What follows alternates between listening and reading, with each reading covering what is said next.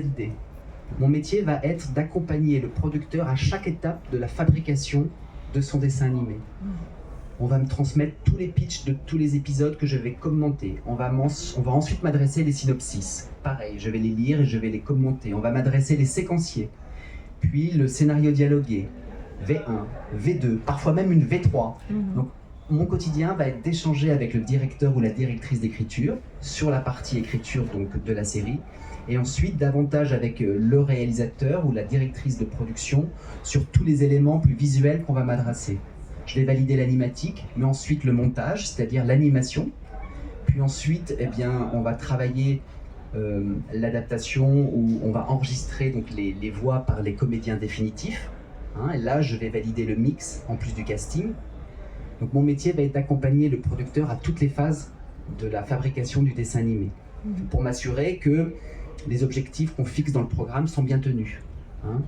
Que si cette série est censée émouvoir, eh bien, les choses fonctionnent. Si elle est censée faire sourire, les choses fonctionnent.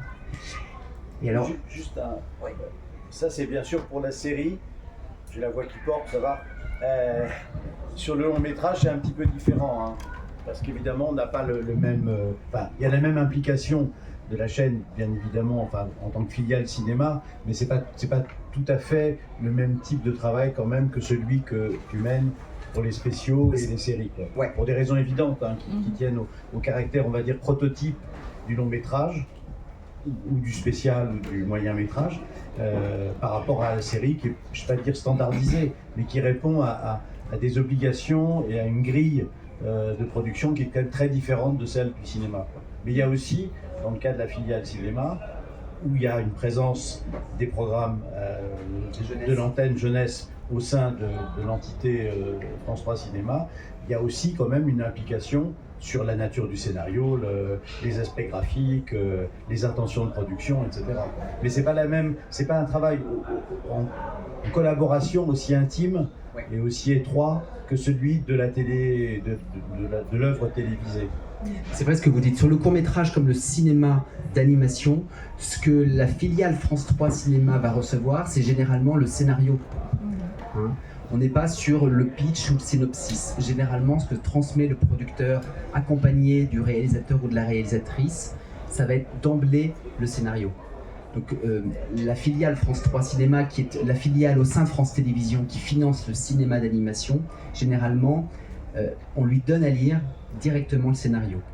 Alors que nous qui imaginons des dessins animés pour enfants, souvent on n'a que la prébible littéraire et des premières pistes d'histoire.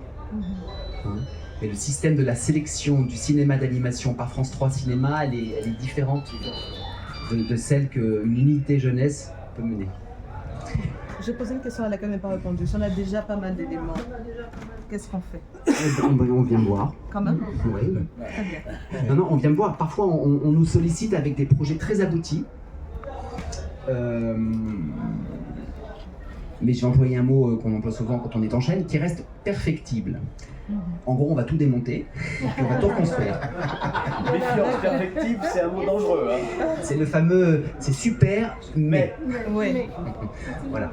Donc, mais quand je dis mais, c'est qu'à la base, l'idée, elle est super. Et que si on démonte tout, c'est pour mieux reconstruire et vous amener peut-être à vous poser d'autres questions et à voir le projet autrement que la façon dont vous l'imaginez depuis 4-5 ans en ayant le nez trop dedans.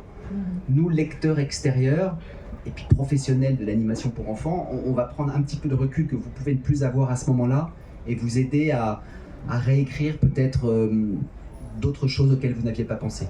Mais oui, nous on reçoit parfois énormément de matière à lire, parfois trop, c'est vrai, et puis parfois des projets qui sont extrêmement bien aboutis. Et alors là, on est plutôt sur du court-métrage par exemple, où l'auteur ou le réalisateur mature son idée depuis pas mal d'années et est allé jusqu'à donc, la rédaction complète du scénario, peut déjà avoir dessiné beaucoup de choses, des décors, des personnages. S'il est lui-même animateur, il peut déjà avoir animé quelques séquences qu'on pourra jeter ou qu'on pourra conserver ensuite dans son film final. Mais voilà, je vous dis qu'on reçoit beaucoup de projets à différents stades en fait, de la simple idée jusqu'au projet parfois très abouti. Justement, par rapport à ça, Jean-Baptiste, puisqu'on devait avoir la CNRT avec nous aujourd'hui, qui a décliné il y a quelques jours pour d'autres raisons, et de Zen, en mission jeunesse, qui, on l'espère, seront l'année prochaine sur le futur forum, et c'est pour ça qu'on vous avait demandé d'intervenir. Mais quel conseil, puisque là, c'est l'expérience de France 2, bien établie, 40 ans d'expérience, mais ici, on a pas mal de collègues qui débutent depuis maintenant quelques années.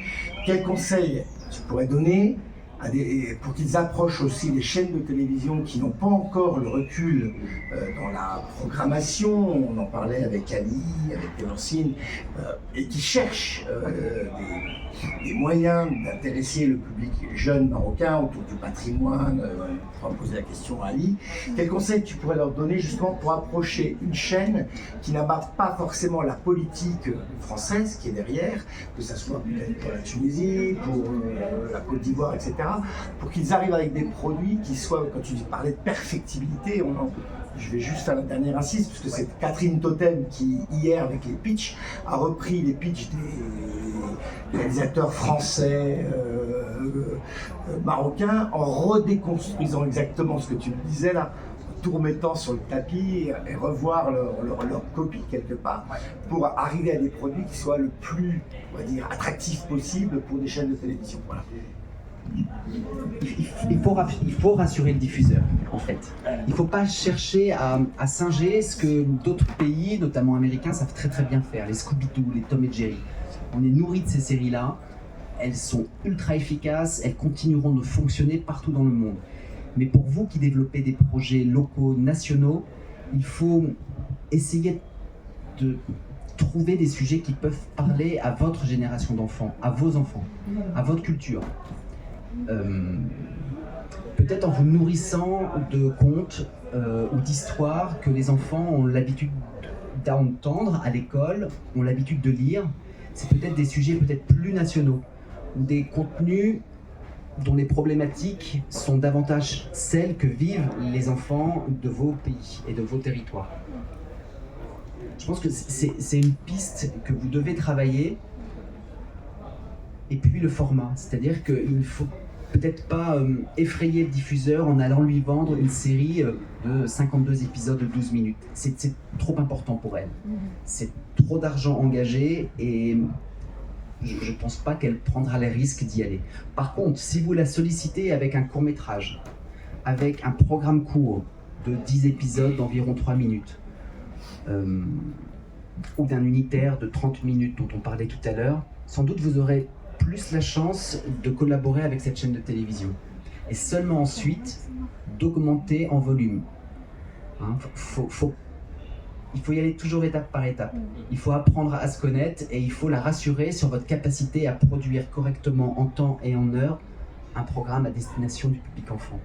Mais je pense que l'une des pistes, effectivement, c'est de s'intéresser à vos propres enfants. Aux jeux qu'ils jouent dans la cour de récré, à leurs activités extrascolaires, au sport qu'ils pratiquent, et puis à leur lecture. Quel type de livres leur sont enseignés à l'école, quel type de livres leurs grands-parents, leurs parents ont l'habitude de leur offrir. Tout ça, ça doit vous inspirer pour imaginer des programmes qui leur sont peut-être davantage destinés que tous ceux qui peuvent être pensés par les pays occidentaux et qui, parfois j'en ai un peu honte, touchent à des problématiques qui ne sont sûrement pas celles d'autres pays et d'autres enfants. Oui, est-ce qu'aujourd'hui on a une loi sur la diversité en France? Et quelle est la place de la diversité dans les programmes sur vos chaînes? Bonne question. Non, super question. On se fait, nous, l'obligation, dans nos programmes, d'avoir des enfants à l'image de ce que nos jeunes téléspectateurs connaissent dans leur cours de récré. C'est-à-dire que ce n'est pas une contrainte, ce n'est pas une obligation. C'est-à-dire que parmi nos héros, eh bien, on veut qu'il y ait des garçons noirs, des garçons d'origine asiatique, des garçons et des filles qui peuvent souffrir aussi d'un handicap. Ça doit être extrêmement naturel et fluide. C'est-à-dire que c'est même plus un sujet chez nous. Mais ça, historiquement, depuis plus d'une vingtaine d'années, je pense que les programmes d'animation et les programmes à destination des enfants ont été les premiers à souhaiter que les univers soient à l'image de ce que les enfants ont l'habitude de connaître dans leur vie quotidienne. Autre raison à cela, comme je vous l'ai dit tout à l'heure, beaucoup de nos programmes sont financés dans le cadre de coproduction à l'international. Et cette question, elle était déjà importante dans d'autres territoires, notamment les pays anglo-saxons, qui bien avant nous intégraient dans leurs programmes des personnages aux origines diverses et variées. Donc nous, en matière de programme d'animation jeunesse, on y a été sensibilisés depuis plusieurs années maintenant. Donc c'est plus un sujet. De la même façon qu'on a décidé d'avoir autant de héros masculins que d'héroïnes.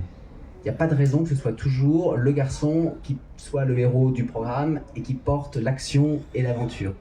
Souvent, on a fait passer le message aux producteurs que nous étions en recherche de personnages féminins, des héroïnes, on les a appelées des héroïnes contemporaines,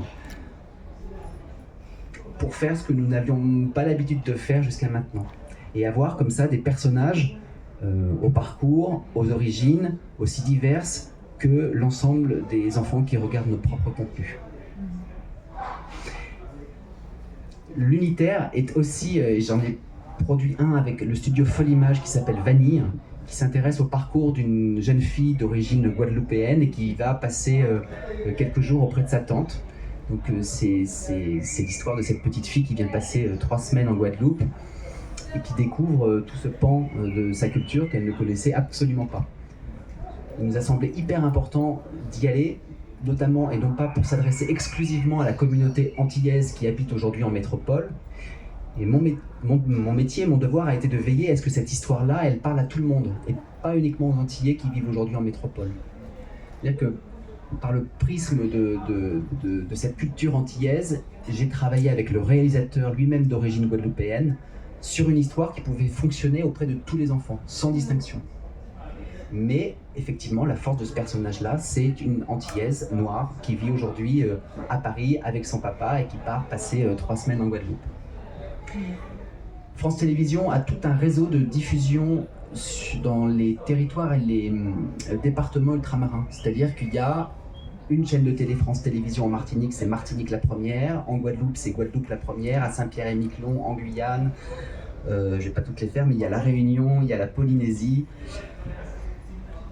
Et nos dessins animés sont aussi diffusés sur ces chaînes de par le monde. Donc notre devoir aussi est d'imaginer avec vous, producteurs, des histoires qui peuvent fonctionner dans tous ces territoires-là et qui mettent en scène des personnages qui potentiellement pourraient vivre dans ces territoires-là. C'est un devoir et c'est quelque chose que nous, on garde constamment en mémoire et en tête. Hein, c'est hyper important pour nous.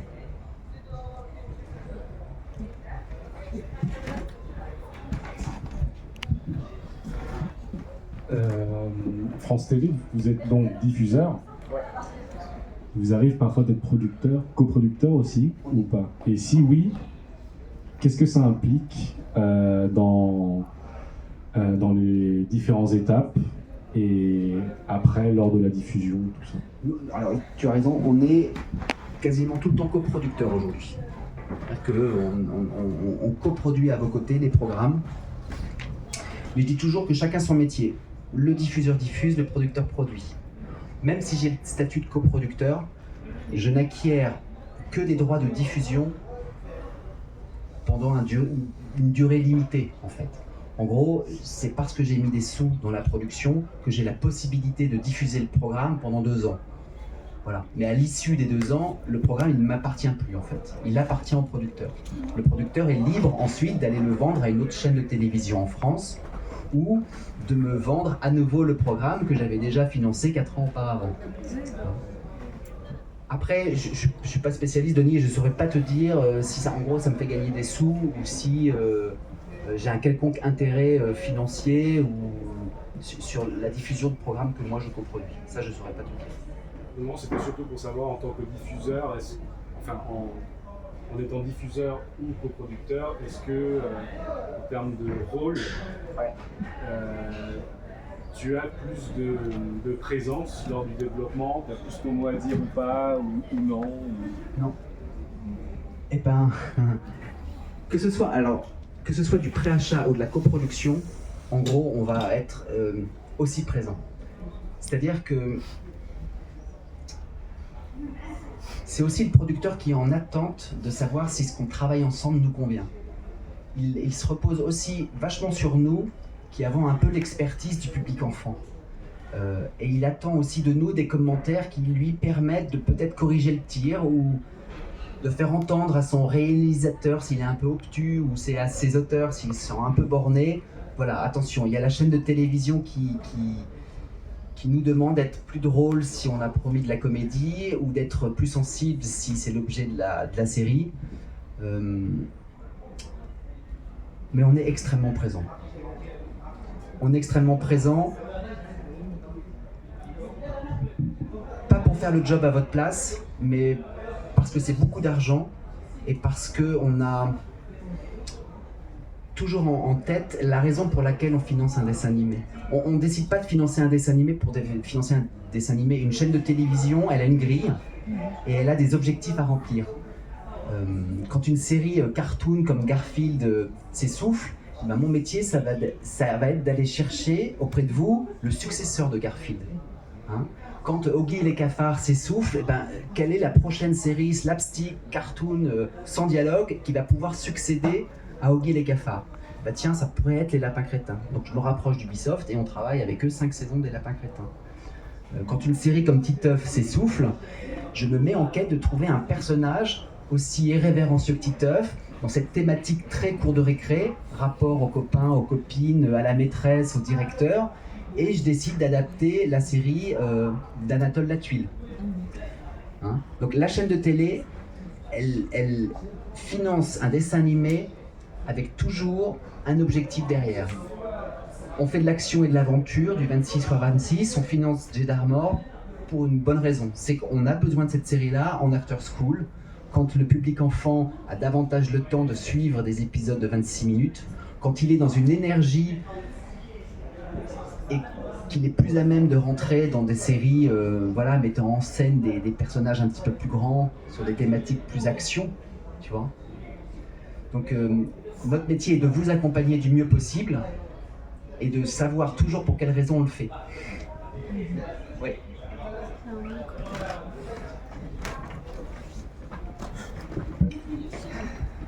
Bonjour. En fait, ma question, c'est, je vois que France TV elle lance des applications. Est-ce que vous êtes intéressé de diffuser le dessin animé ou d'avoir d'autres médias tels que la réalité augmentée, la réalité virtuelle, c'est-à-dire diffuser l'animation sur d'autres supports? C'est la question un peu immersive, je ne sais pas s'il y a vraiment une tendance vers le dessin animé qui sera diffusé à travers la technologie immersive. Vous pensez à quoi? Nous, on développe la réalité augmentée, donc c'est des contenus animés sur des réalités augmentées, mais il y a... Qui nécessite un outillage, un équipement particulier? La réalité virtuelle, si, mais la réalité augmentée, non. C'est juste des livres et puis ajouter une couche digitale à travers un téléphone ou une tablette. Non. Eh ben, on n'a pas eu jusqu'à maintenant l'occasion de travailler ce type de projet-là, en fait. Peut-être dans les programmes spéciaux, peut-être. Justement, le programme spécial, je voulais vous en parler. Ouais. Notamment pour mettre le pied à l'étrier de jeunes producteurs, il y a toujours des sujets, je pense à l'information, ou je pense à des grands événements comme les Jeux Olympiques ou les Coupes du Monde de foot. Il y a toujours comme ça des bonnes raisons d'imaginer des concepts à destination des enfants. Je vais vous montrer ce qu'on a fait, notamment à l'occasion des Jeux Olympiques de Londres, c'était en 2016. À ce moment-là, les Lapins Crétins étaient un véritable succès sur nos antennes et nous on a décidé d'utiliser les Lapins Crétins pour produire un programme court de quelques épisodes et expliquer aux enfants quelques règles de beaucoup de disciplines olympiques d'été. Alors hop, on va regarder un ensemble et je vais vous expliquer ensuite. Allez, celui-ci. Une minute pour expliquer un sport, c'est le défi lancé aux plus grands athlètes de la planète. Mais ils n'étaient pas dispo. Alors on va faire avec eux.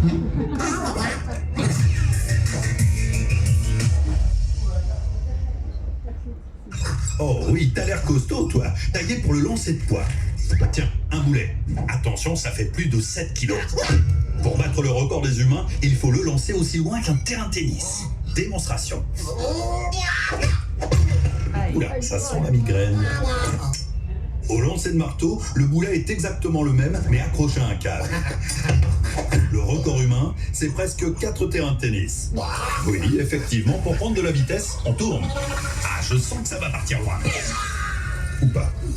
Au disque, les femmes lancent plus loin que les hommes. Peut-être parce que leur disque est 2 fois plus léger. Eh, beau lancer, leur corps va peut-être tomber. Ah non, dommage, le disque doit toucher le sol.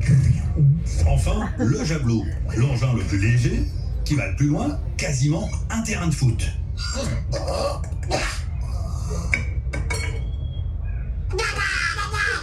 Je leur dis que c'est la tête du javelot qui doit toucher en premier et non la queue. Oh, et puis non, ils ont l'air tellement heureux.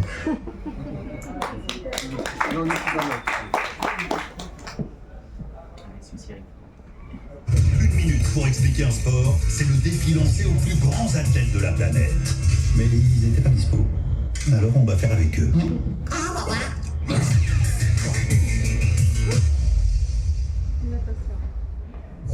En natation, on ne dirait pas, mais il y a plein de manières de se faire éliminer. Si on bouge d'un mille-poil avant que le starter ne retentisse, on est éliminé. En relais, si on part avant que son coéquipier ne touche le mur, éliminé. Autre règle plutôt méconnue, si on nage plus de 15 mètres sous l'eau sans revenir à la surface, devinez, éliminé. On irait plus vite, mais le public ne verrait rien. Alors c'est interdit. Pour gagner à la brasse, il faut toucher le mur avec les 2 mains en même temps. Sinon, éliminé. Hop, hop, hop. Et attention, si un maillot de bain remonte plus haut que nombril, éliminé. Ça ressemble trop aux combinaisons ultra lisses interdites depuis 2010. Ouais, bien essayé, mais éliminé quand même.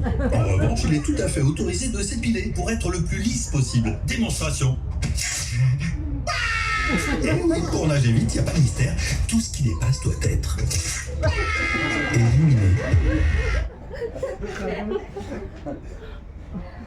Je vous montre ce programme-là. Et ça, c'était l'initiative de la chaîne, donc le producteur... Eh bien, on était en pleine production de la série et on s'est dit, il y a peut-être un truc à faire à l'occasion des Jeux Olympiques. Vous avez l'outil de production, on est en pleine production d'une nouvelle saison des Lapins Crétins, je pense que c'était la 2e ou la 3e, peu importe. Mais l'outil était là, les animateurs étaient là, les auteurs étaient là, j'avais des réals sous le coude. Donc ça m'a pas coûté extrêmement cher, puisqu'en fait j'ai profité de la production d'épisodes en cours, qui étaient très conséquents. Chaque saison des Lapins Crétins, c'est 78 épisodes de 7 minutes. On a réussi en quelques mois de temps à faire de la place, à pousser quelques garçons et filles de leur poste pour en mettre d'autres, et profiter de l'outil en fait. Donc là, on a été plutôt malin, et le producteur aussi, pour quelques dizaines de milliers d'euros, j'ai pu produire une 12aine d'épisodes, d'1 minute chacun, pour justement parler aux enfants de disciplines olympiques qu'on connaît peu, voire pas du tout en fait. Hein. Autre type de programme court, et je vous en parle parce qu'on est sur des mécanismes et des possibilités de financement qui sont beaucoup plus raisonnables de la part d'une chaîne de télé. Hein, j'évoquais entre 5 et 10 millions d'euros pour une série classique.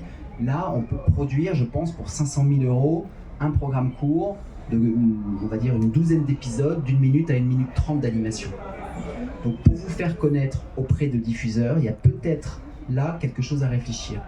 Et des concepts fun et innovants, quelque chose que vous allez pouvoir rapidement produire. On n'est plus sur des délais de production de 4 à 5 ans. On peut être sur une année et demie de fabrication. Donc vous allez comme ça pouvoir faire la preuve aux diffuseurs de votre capacité à le livrer d'un programme qui tient la route. Je vais vous en montrer un autre. Pareil, un programme court fait par un studio qui s'appelle 2 minutes. Allez, celui-ci.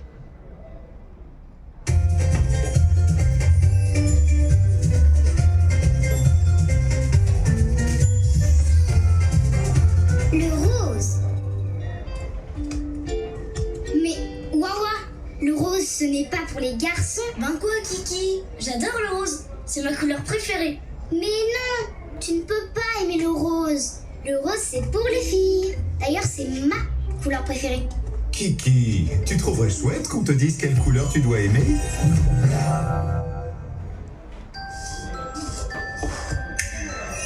Ouah, quelle horreur! Je déteste le jaune! Non, pour toi, je vois le jaune. Jaune, c'est ta couleur. Jaune, c'est tellement toi. Pas question, Burk! Oh non! De pire en pire! Pas ma robe! Heureusement, j'ai toujours mon beau ruban. Oh non! Pour toi, je vois du jaune. Jaune, jaune, jaune. Ta couleur, c'est le jaune. Au secours, je déteste le jaune! J'ai le droit d'aimer la couleur que je veux! Hein? Oh! Ouf!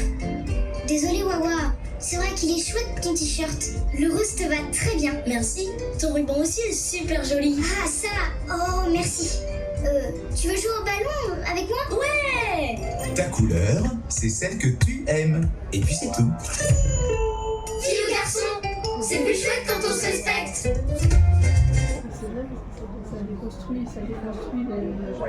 Exactement. C'était l'idée de ce programme-là, en fait. Ce programme court, c'était aussi montrer aux enfants qu'un garçon qui se rêve danseur d'opéra a le droit de l'être, et qu'une jeune fille peut se rêver être pilote de ligne, qu'un garçon pourrait préférer le rose à n'importe quelle autre couleur. Le programme court permet d'aller chercher comme ça des problématiques ou des sujets qu'une série plus classique ne serait pas en mesure d'aborder, parce que ça ne supporterait pas 52 histoires par exemple, ou 26 histoires de 26 minutes. Il y a comme ça, nous, au sein de France Télévisions, des sujets qui nous tiennent à cœur, notamment celui-ci, l'égalité entre les filles et les garçons, que le programme court permet de traiter. Ça permet en 12 à 18 mois de se faire livrer d'un programme que nous on est fiers de revendiquer et fiers de diffuser, et qui permet aussi de montrer à tous les petits garçons et à toutes les petites filles qu'ils ont le droit d'être différents de leurs copains ou camarades de classe. Donc le programme court, et ce que vous pourriez aussi imaginer pour vos antennes, c'est comme ça des sujets que d'autres ne savent pas aborder, ou des sujets qui pourraient aussi rassurer les enfants de vos pays, de vos territoires.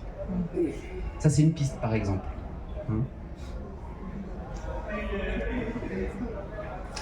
Et ouais, je vais juste vous en montrer un dernier.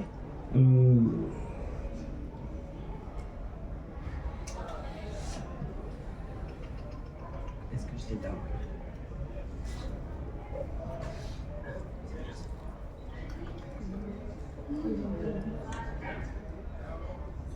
Il y a trop de programmes Ouais, il y à a trop France de programmes. Télévisions. Voilà. L'embarras du choix. Ah, il est là. Tiens.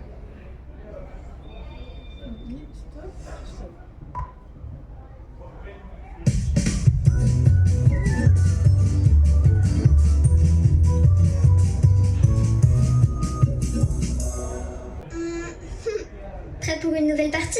On y va! On est au centre de loisirs.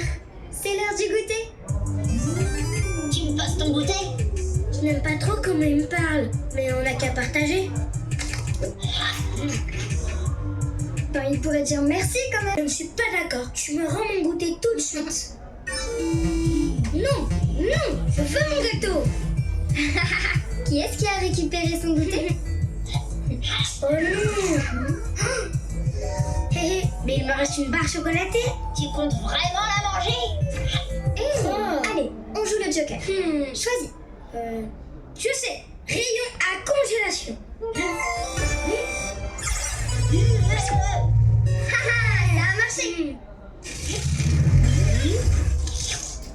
C'est encore meilleur glacé. Plus de goûter du tout. Attends, il nous reste la carte parole. Parler à un adulte en qui on a confiance. Attention, t'as intérêt à ne le dire à personne, sinon je vais te faire mal. Ah non, il ne va faire de mal à personne. Directrice d'école, animatrice du centre, parents... Animatrice. On n'a pas le droit de faire peur à quelqu'un pour lui prendre ce qui est à lui. Ça s'appelle du racket et c'est interdit. Ah ouais, on a gagné. Si on te menace pour te prendre quelque chose qui t'appartient... Parle-en à un adulte en qui tu as confiance et qui saura t'aider. La violence, tu dis, tu stoppes.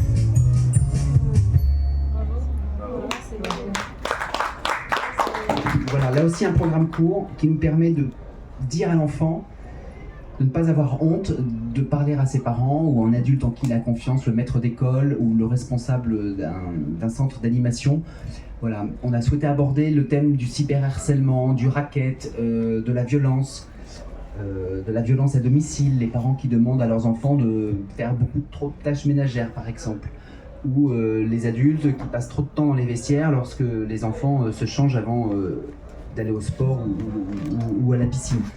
Donc voilà, le programme court permet comme ça d'aller sur des thématiques qu'on aurait peu l'occasion d'aller sur des séries plus traditionnelles. C'est beaucoup moins cher à produire, c'est plus rapide à produire, c'est plus ancré encore dans le quotidien des jeunes téléspectateurs, et ça vous permet à vous, producteurs, de vous faire connaître auprès des chaînes, et puis de mettre le pied à l'étrier et à terme d'envisager des productions plus conséquentes.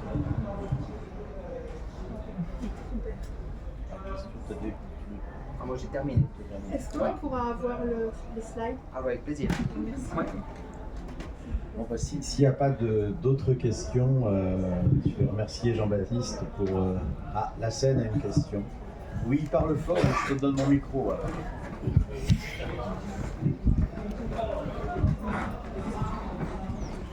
Jean-Baptiste, bonjour, bienvenue au Maroc. Merci. Je voulais poser une question sur Oku et le positionnement par rapport aux autres plateformes de streaming sur le territoire français et aussi le territoire francophone. Est-ce que tu as des données à partager ou en tout cas des réflexions, des analyses que vous avez, vous, en comité interne sur le succès de nos séries ou de notre plateforme internationale? Oui, sur le succès de ce que vous faites au quotidien par rapport à vos concurrents qui eux sont payants et vous gratuits. Oui. Non, mais t'as raison. En fait, je les ai pas. Ce que j'observe, parce qu'on a les chiffres nous, tous les matins, c'est que les enfants aujourd'hui consomment majoritairement nos programmes sur les plateformes et plus du tout sur nos antennes. C'est-à-dire que on a eu la chance de pouvoir s'entendre avec les professionnels et les producteurs d'animation et de mettre gratuitement l'intégralité des séries que l'on finance. C'est-à-dire que jusqu'à maintenant, on avait des droits uniquement pour les antennes linéaires, pour diffuser 1, 2 ou 3 fois dans la journée le dessin animé sur France 3, sur France 4 ou sur France 5.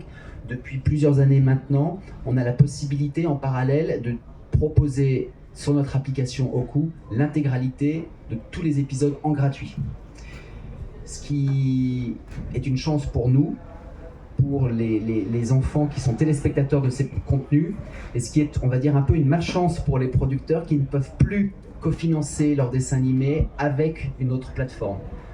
Dès lors que nous, on met gratuitement l'intégralité des séries sur notre application, il serait illogique pour Netflix ou pour Disney+, ou pour Amazon de mettre des sous dans ce programme pour le proposer sur sa plateforme qui, elle, est payante. Voilà. Donc les producteurs aujourd'hui d'animation français ont beaucoup de mal à mettre autour de la table à la fois France Télévisions, les plateformes ou même France Télévisions et Canal+. Là où par le passé, on pouvait travailler correctement avec Canal+, et financer ensemble des dessins animés. Avec un système de fenêtrage, une première fenêtre exclusive sur Télétoon ou sur Piwi, et puis une seconde fenêtre exclusive sur les chaînes de France Télévisions, et puis passer un an, une codiffusion sur les chaînes thématiques jeunesse du groupe Canal+, et les antennes de France Télévisions. Ça, aujourd'hui, c'est plus possible. Donc chaque groupe finance, on va dire, seul, avec d'autres territoires en Europe dans le cadre de coproduction, mais le programme pour son pays. Sur le succès des plateformes, oui, il s'observe. Après, il y a eu beaucoup d'esbroufs, la scène. Nous, on le voit aujourd'hui, on est amené, nous, chaînes de télévision linéaires, vieillissantes et très classiques, à lire beaucoup de développements qui ont été initiés par Netflix ou par Disney, mais que Disney et Netflix décident de finalement pas faire. Donc il y a aujourd'hui beaucoup de producteurs français qui ont travaillé ces 2, 3, 4 dernières années avec ces plateformes américaines, qui ont des bureaux à Paris, et leurs interlocuteurs parlent très bien français, ou alors ils sont à Londres, mais tout ça, ça reste dans la vieille Europe. Mais voilà, les Américains ont, ces derniers mois, dernières années, mis un petit coup d'arrêt sur beaucoup de développement de séries animées que nous, chaînes de télé, TF1, Canal, M6, France Télé, lisons parce que ça met pas mal de producteurs dans la panade aujourd'hui. Et justement, sur ces développements qui vous tombent dans les mains, toi qui as vu des tas de développements, on en a fait ensemble. Quand tu les compares, ces développements, je dirais, anglo-saxons, aux développements qu'on peut avoir franco-européens Moi, je les trouve hyper bien ficelés, en fait. Hein. Ils sont très denses. Donc, on nous dit souvent exigeants sur la matière à produire dans le cadre d'un développement. Hein, je parlais de la bible littéraire, graphique, des premiers scénarios, synopsis, pitch d'histoire, test d'anime, animatique. Bon, les Américains ou les Anglais demandent exactement la même chose, mais x2. C'est-à-dire que leur développement dure peut-être même plus longtemps que ceux que France Télévisions initie, mais à terme, il y a encore plus de matériel que ce que nous, on peut commander. Alors, de la même façon que nous, on finance pour moitié ces développements, pareil, les Américains ou les Anglo-Saxons financent aussi ces développements-là. Mais bien souvent, ils en développent une dizaine, mais ils décident de n'en produire qu'un seul. Il faut savoir qu'à France Télévisions, on part en production sur 9 projets sur 10 qu'on a développés. C'est très très rare qu'on développe un projet pour ne pas partir en production ensuite. C'est pas vraiment comparable effectivement avec Amazon, Apple. Eux ont tendance à énormément développer, à faire travailler énormément de monde pour ne sélectionner qu'une infime partie de projets parmi tous ces développements. Nous, on développe peut-être moins, mais les producteurs ont malgré tout la garantie de partir en production à l'issue de notre développement. Mais pour une raison toute simple, hein. Pour nous, c'est énormément d'argent investi. Et puis, c'est du temps consacré. Moi, je ne veux pas être payé pour développer des séries et ne pas les faire derrière, en fait. Hein, c'est beaucoup d'engagement, beaucoup de temps de relecture, beaucoup d'échanges avec les artistes, les producteurs, les réalisateurs, les auteurs. Ça serait gâcher ce temps si on ne partait pas en développement, en production à l'issue de ce développement. Et puis, on travaille bien avec les artistes. C'est-à-dire qu'il n'y a pas de raison que je ne sois pas satisfait d'un développement. Dès lors qu'on a eu cet échange régulier avec les artistes qui ont su nous écouter, qui ont su nous faire suivre une V2 d'un scénario, qui ont su intégrer nos remarques à différents stades d'écriture, il n'y a pas de raison qu'à terme, le développement ne me satisfasse pas en fait. Ça serait très étrange. Non, ce qui explique parfois les délais très longs de la production d'animation, c'est le temps nécessaire au producteur de boucler son financement. Un producteur ne part pas en production s'il n'a pas 80-90% de son plan de financement d'assuré. C'est trop casse-gueule en fait, vous le saviez mieux que moi. Il vaut mieux que ce soit comme ça, hein, sinon on appelle ça de la cavalerie, c'est-à-dire que... Mais ce temps de développement qui est long permet, je vous l'ai dit tout à l'heure, aux producteurs de régulièrement profiter de festivals d'animation, de marchés. Il y a le MIP en octobre, l'autre au mois de mars ou d'avril. Il y a le Kidscreen à San Diego aujourd'hui. Il y a différents moments dans l'année où les producteurs peuvent présenter aux diffuseurs internationaux le fruit de leurs réflexions initiées par les diffuseurs français. Et nous, entre diffuseurs, on se parle beaucoup. C'est-à-dire que les diffuseurs publics, il y a des réunions, hein, on se voit, il y a l'UER qui organise des moments de rencontre. Et comme hier soir, il y avait l'Eurovision, il y a le même type de réunion en matière de programme jeunesse, où on rencontre la télévision publique italienne, espagnole, allemande, moins les britanniques depuis qu'ils ont quitté l'Europe, mais il y a malgré tout des discussions et des liens qui ont été qui perdurent. Une dernière question alors.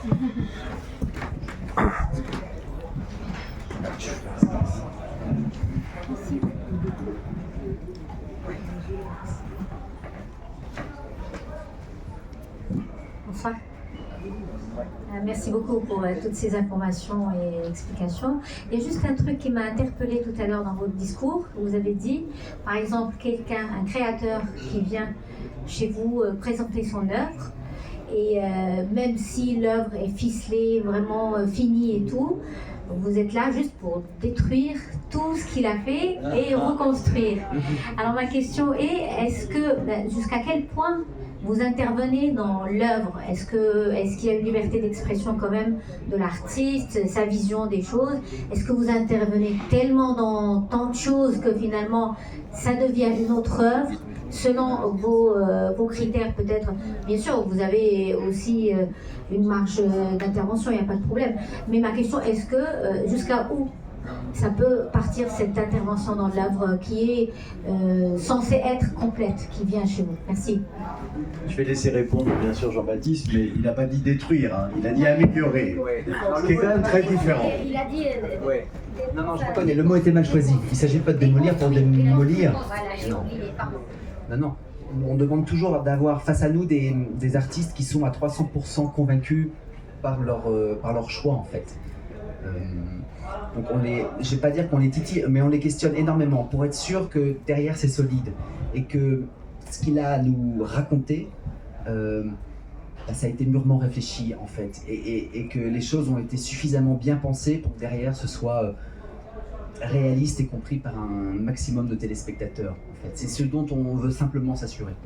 Mais notre métier, nous, c'est de faire confiance d'abord aux artistes et d'être sûr qu'ils savent je dis toujours que je veux avoir face à moi des gens à 300% convaincus par ce qu'ils font. Mais vous pouvez les écouter quand même? Je fais que ça. Okay. Ouais. C'est rassurant. Okay. Ouais. Bien, on est gagné par le temps et les impératifs horaires, en sachant que c'est cette dernière session du forum qui continue, bien évidemment, et tous les exposants et tous les présents sont encore disponibles, je pense, pour rencontrer tout le monde. Mais je tenais d'abord à remercier Jean-Baptiste pour son intervention. Je pense que c'est l'éclairage d'un opérateur aussi important que France Télévisions, et il y a toujours beaucoup de choses à en tirer. Je dis pas ça en tant qu'ancien de la maison, mais parce que je pense que c'est vrai que le poids et les fonctionnements de France Télévisions est nécessaire à comprendre, parce que c'est probablement l'un des meilleurs exemples, en tout cas en Europe, de ce qu'une chaîne de télévision peut faire par rapport au programme animation.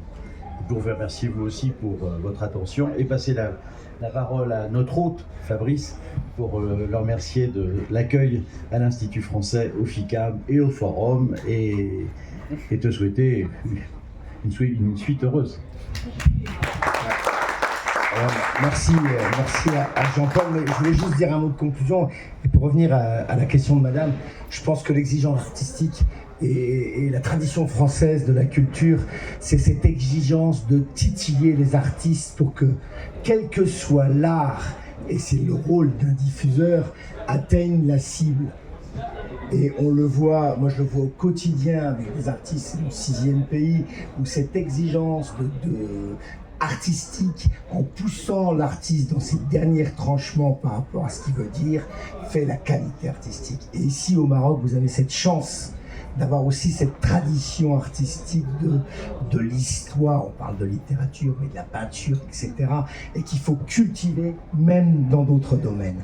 Donc c'est pour ça que la destruction, elle n'est pas pour aller contre l'artiste, elle est justement à l'inverse, pour lui rendre encore plus hommage. Et ça se fait dans la littérature, ça se fait dans tous les domaines, et c'est justement cette critique-là qui va créer encore plus de choses intéressantes pour le public qu'on vise. Ça, c'est le côté. Et c'est pour ça qu'ici, au FICAM, et c'est la très très belle introduction, on n'a jamais lâché, et grâce à Mohamed Beyoud et à l'Institut, jamais lâché sur la qualité. Et quand on nous envoie des œuvres, etc., on est à peu près aussi exigeant, moins parce qu'on n'est pas habitué, on n'a pas le même métier, mais on cherche cette qualité-là. Et tous les rendez-vous qu'on a avec les studios marocains, on n'a que ce discours-là. Proposer des choses qui, vous font plaisir, 2, qui correspondent à un public, c'est ce que, voilà, et qui vont intéresser les gens à qui vous voulez vous adresser. On en parlait avec Ali, on en a parlé avec Navarcine, et j'espère que tous ceux qui sont là se retrouveront à Annecy, parce que je veux quand même annoncer que, vous le savez déjà, une délégation marocaine, pour la première fois, sera à Annecy cette année. Alors, j'ai pas encore la liste des studios qui vont partir, je devrais l'avoir bientôt, j'aurai le plaisir de les accompagner, et j'espère que ces discussions-là qu'on a dans le forum, on les reprendra encore plus l'année prochaine sur un autre domaine, qu'on va avancer au fur et à mesure, et que vous les conduirez encore avec Annecy, parce que c'est aussi cette exigence de la critique professionnelle, des échanges et des pratiques qui fera que vous montrez tous, et la France aussi, en qualité sur des produits qui seront, j'espère, internationaux et qui vont aller sur les préoccupations. Vous avez bientôt une Coupe du Monde, vous avez bientôt une Coupe d'Afrique, et peut-être qu'il y a des exemples à tirer pour vos diffuseurs, et aussi le code de la famille, je pense à ça qui est en train d'être vu. Et je sais qu'on a eu plein de discussions avec des artistes, et je vous encourage à le faire, sur justement comment, non pas aller à l'encontre des faits sociaux, mais comment vous voulez, vous, artistes, les présenter pour les futures générations. Et c'est ça l'éducation, c'est ça la magie de l'art. Voilà. Merci. Merci à vous tous et bonne continuation.